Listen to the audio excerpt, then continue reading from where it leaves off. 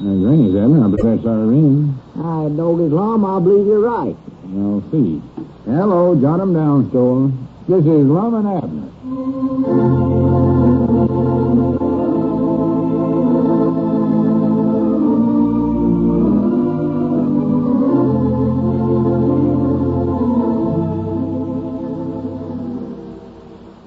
No? Let's see what's going on down in Pine Ridge. Well, all that remains of the fabulous trip to Mars now is a large stack of bills which Lum and Abner have accumulated while building the rocket ship. Squire Skimp, the ex-treasurer of the non-existent Mars Corporation, is no help in this matter, inasmuch as he's evidently still in the hands of the law. As we look in on the little community today, we find the old fellows in their jot-em-down store and library checking over their accounts receivable. Listen.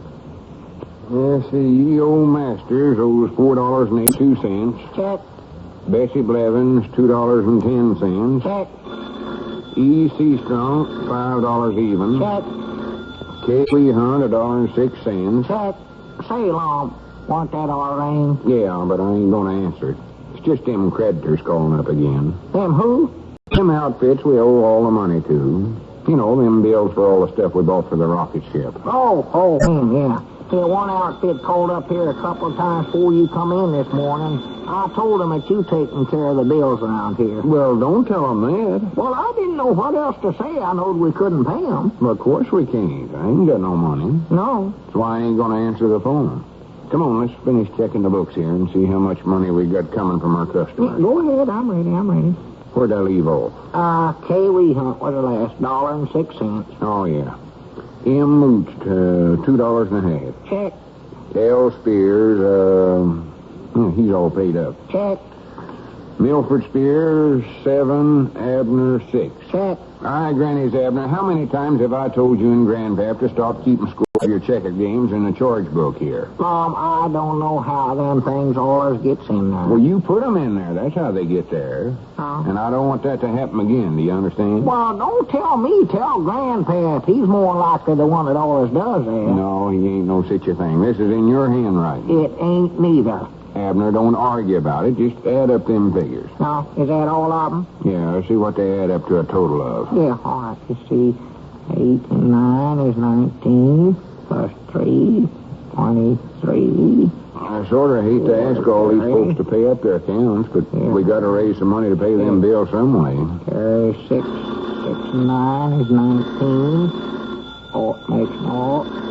5 and 6 and 7 is 17. Pull down 1, push back at 7 there. That's the phone again, I believe, Mom. I know, I didn't hear it. I ain't going to answer till. Wish I'd never heard of Mars or of a rocket ship. Come on. 5 is 25. Bring down the 2. For goodness sake, kid. I'm doing it over just to make sure I got it right. Well, hurry up. Any half-grown youngin' in the first reader could add up a few numbers quicker than that. 1, 2, Even Cedric. 7. Or no, I reckon that's going too far. 1, 7, 2. There, I got it right there. It's about time. How much do they add up to? $51.72. Granny, is that all? No, $86.09. Well, where'd you get that figure? That's how it come out the first time. I believe we ought to use that one. That's bigger than that first one. Well, it don't matter which one we use. Neither one of them would do us much good. We owe more than $600, Abner.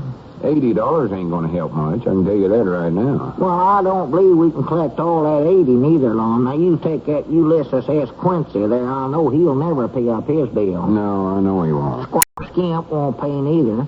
Now, dog, there's a fella that ought to be paying these bills. I believe we ought to make him do it, too, Lum. He agreed to take care of them once. Yeah, I know, but we was the ones that actually ordered this stuff, though, Abner. Us and Professor Sloan. Squire's got something else to pay right now, anyway. Leastways, I've heard he has. What do you mean?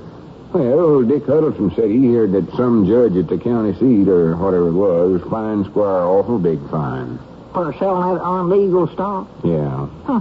I think the judge gave him a jail sentence, too, but then he suspended that. Well, I do more likely Squire talked the judge into doing that, too. Yeah, more likely. Yeah. Anyways, he's out on prohibition now or something like that.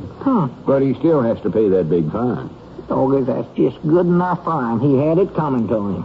Yeah. Maybe someday Squire will learn himself that you can't go against the law and get away with it. No, sir, they can't do it. The law will get them every time. Every time. I wish they'd stop calling up. It's going to drive me stark raving mad crazy. They ought to know by now we can't pay no bill. Yesterday, when one of them called, I told him he'd have to give us some time to raise the money, and he said he couldn't give us no time.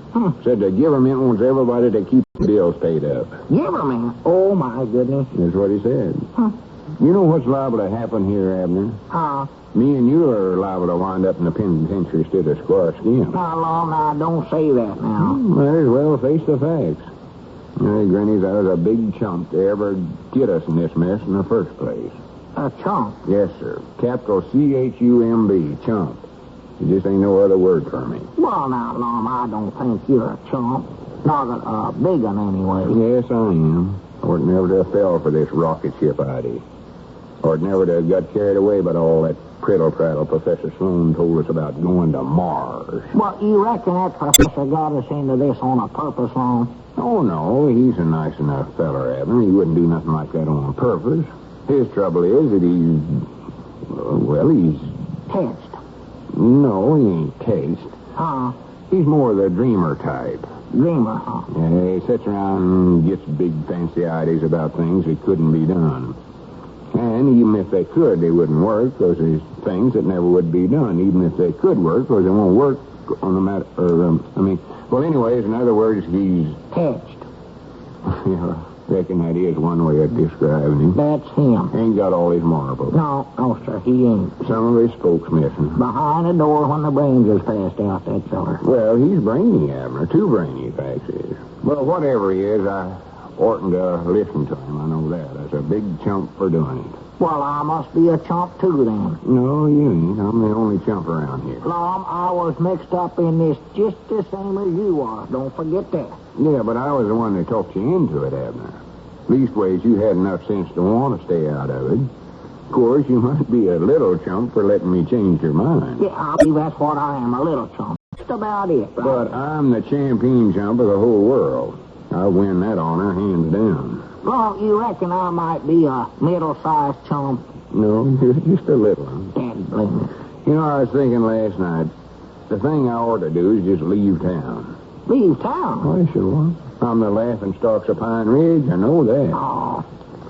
If we didn't have to stay here and raise the money to pay them bills, I'd leave for Mexico right now. Mexico? Yes, sir, I'd become a sombrero. Sombrero? Yeah, that's a Mexican business executive of some kind, I think. Oh. They're the fellows that makes breros. Well, what is barrels? Oh, something they make in Mexico. I think it's some kind of a bread. Or maybe shoes, I ain't for sure. Well, if you're going to start making them, you better find out what they are. You can't make shoes out of bread dough. Have you ever seen that bread dough that Sister Simpson mixes up? Well, that's a little too heavy for shoes, I believe. Abner, maybe you better answer the phone and tell me. Lum, I don't want to talk to them creditors, fellers. Well, I will, then. Go ahead. Can't stand to hear that phone ring no more, or to have it took out. Yeah, that's what we ought to do. This is more likely a mistake, but hello? Got 'em down, store. L. Eddard's talking. Huh? Oh, no, we've been here, Mamie, but we've been busy. A long-distance call for us. Oh, All right, put 'em on. Long distance. Well, that must be that outfit Professor Sloan ordered them scientific instruments from. They've been calling up. Yeah, must be. Hello? Yeah, this is Mr. Eddard. That's right. We was the ones that was going to Mars. Tell them we can't pay it. Huh?